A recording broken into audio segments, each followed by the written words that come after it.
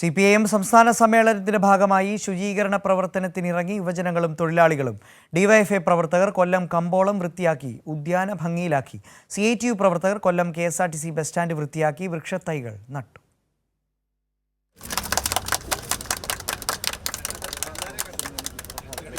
ഡിവൈഎഫ്ഐയുടെ നേതൃത്വത്തിൽ ഈ മാസം 24 വരെ ജില്ലയിലെ 1000 കേന്ദ്രങ്ങൾ ശുചീകരിക്കും.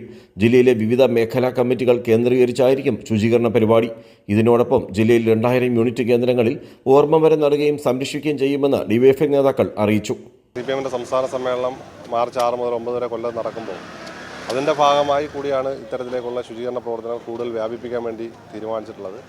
വൃത്തിയാക്കുന്ന സ്ഥലങ്ങൾ പിന്നീട് മാലിന്യക്കൂമ്പാരമായി മാറാതിരിക്കാനും ഇവിടങ്ങളിൽ പൂന്തോട്ടങ്ങൾ, ഇരിപ്പിടങ്ങൾ, കളിസ്ഥലങ്ങൾ, ഹരിത കോർണറുകൾ എന്നിവ ഒരുക്കി സംരക്ഷിക്കുന്നതിനും ഡിവൈഎഫ്ഐ നേതൃത്വം നൽകും. ഡിവൈഎഫ്ഐ ശുചീകരണ പരിപാടിയുടെ ജില്ലാതല ഉദ്ഘാടനം മന്ത്രി KN ബാലഗോപാൽ നിർവഹിച്ചു.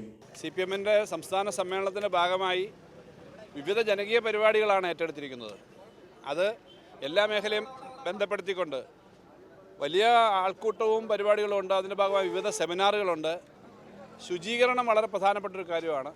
അതുപോലെ ഹരിതാഭമാക്കാൻ വലിയ ഉണക്കാണിപ്പോൾ, അതിൻ്റേതായ സമയ പ്രശ്നമുണ്ടെങ്കിലും എല്ലാ ഭവനങ്ങളിലും വൃക്ഷം വെച്ച് പിടിപ്പിക്കാനും പ്രധാന കേന്ദ്രങ്ങളിൽ ചെറിയ ഒരു പൂന്തോട്ടമോ ചെറിയൊരു മിയാവാക്കി വനം പോലുള്ള പ്രധാന കേന്ദ്രങ്ങളിൽ ലോക്കൽ ഏരിയ കേന്ദ്രങ്ങളൊക്കെ ചെയ്യാൻ ആലോചിച്ചിട്ടുണ്ട്.